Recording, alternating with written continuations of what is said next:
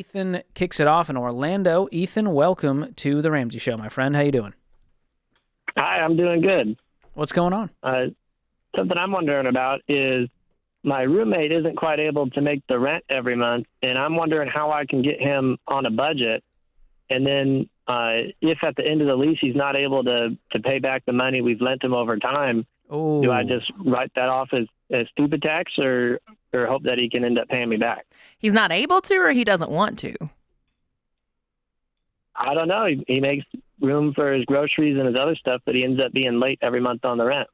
What's his reaction? Like, are you like buddies with this guy, or is this like a true like roommate? We found this guy on Craigslist. Yeah, the three of us, we've all been friends for several years, like since early high school. When he can't pay, like what does he say? Is he just constantly bumming money off you guys? Is he remorseful, or does he like slapping his pockets like, oh man, yeah, phew. Yeah, he seems a little sorry, but he more just lets us discover, oh, looks like we got a late fee. What? Okay, well, we haven't paid on time. Okay, why did that happen? Who is this money getting paid to? Who's the landlord? This huge, renting company. Well, I think that's the next step. If this guy can't pay, is they get to evict him because he's not making rent, and you find a new roommate who can, and you have that hard conversation. Okay, because it felt more like from their perspective, the company, that it's more like, total bill needs to be paid and they don't care who pays it. But you're saying it's more like a can they split it basis? into different payments, or do they need it all as one giant lump sum and they go, hey, you roommates, you figure out who's going to actually write that check? We all have accounts on their website, but they just see what it is at the end of the month. It's just one tab that we're all chipping into. I would talk to them and say, hey, listen, we're all on the lease. Two of us are paying just fine. This guy's not. What are our options here? Mm-hmm. Because right now you're just enabling him by allowing him to take this interest-free loan every month. I mean, how far behind is he on rent? In total, it's like $1,500 because he's never paid the electricity bill. What? How is he okay with this? Because we've been patient with him, but after these few months, you don't be patient with idiots. They'll drag you down with them. This guy's a grifter. Yeah. How have these conversations gone? Like, have you had these real conversations with him where you're just like, hey, dude, like, we can't keep doing this?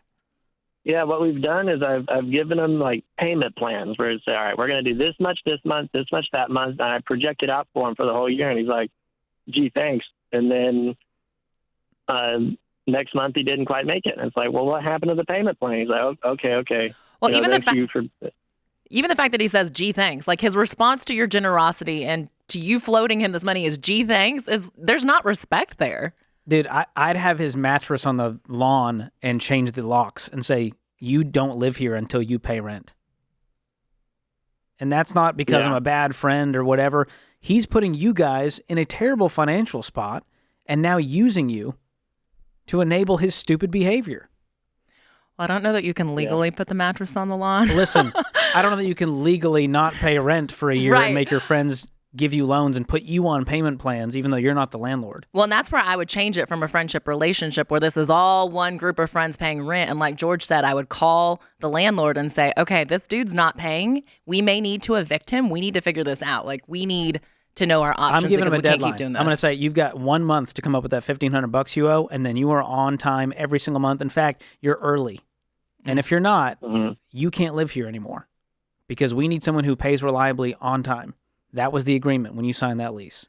Are you willing to have this conversation? Because part of it is, like George said too, the enabling. Like, this is not a budget meeting. This guy doesn't want to pay. And he's not really being your friend. Like, the fact that he's putting you in this financial situation and really taking advantage of you is not a good friendship. Mm-hmm. And if that's why I'm saying if you go to the company and make them the bad guy, that will at least put some fuel on this thing. Yeah, I can imagine that he doesn't quite notice the gravity of it. Like, if he didn't have such nice friends, he would be evicted. Like, that would have happened. Exactly. Mm-hmm. But you know what happens when you do it 1 month and the next month, it just becomes normal. And so he gets used to stupidity instead of having to actually change his behavior. I mean, this guy's working, right? He's making money. Yeah, he works at like an oil change place. And if he can't afford to live there, he just needs to find a new place to live. It's not because I'm a bad friend. You guys can still be friends with him when he moves out. In fact, you'll probably be better friends with him when you're not part of his landlord situation. Yeah, it's made things awkward. Yeah. What's your rent? What's the cost? Total $24.50 a month. And you guys split that 3 ways. Another like 100. Yeah. Well, I pay a little bit more since I have the master bedroom, but yeah. Okay. So what's his share? $700? No, yeah, he pays like $790, and then another like $60 or whatever in utilities. And he's not paying electricity for some reason. Yeah, he just hasn't done that yet. When does this lease end?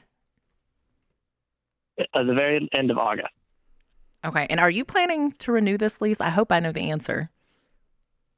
No, we definitely can't. Mm-hmm. Yeah, he needs to be gone.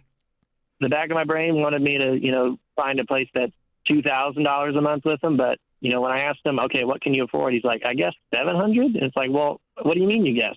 You need a budget. I mean, I'm happy to gift you Total Money Makeover to gift to him. I don't think this guy is going to crack the cover of it, to be honest. Because he doesn't want to change. He's not coming to you for financial advice. He's coming to you for handouts. Has he once said, man, my paychecks are tight. Can you help me figure this out? Has he once said that? No, he's never had me sit down with him. I think that's very telling. Never asked me to. Mm-hmm. I think you need to channel your inner George energy, dude, and get aggressive with him. My little man syndrome comes out in these situations. I'm just not putting up with that crap. Your life is too important. Your financial future is too important to let this goober stick around and put you in a bind with this weird personal loan situation where now you have to start hassling him for the money. Going, where's my money? Where's my money? I'll get it to you next month, bro. He's out. You're also not his parent. The fact that you're like trying to talk to him about money and he's like, gee, thanks. That's like something that like a child would say to their mother. Like not two grown adult friends. I'm fuming right now. I'm sorry, Ethan, that you got to go through this. Find better friends is A1. But next step, let's get this guy out of here.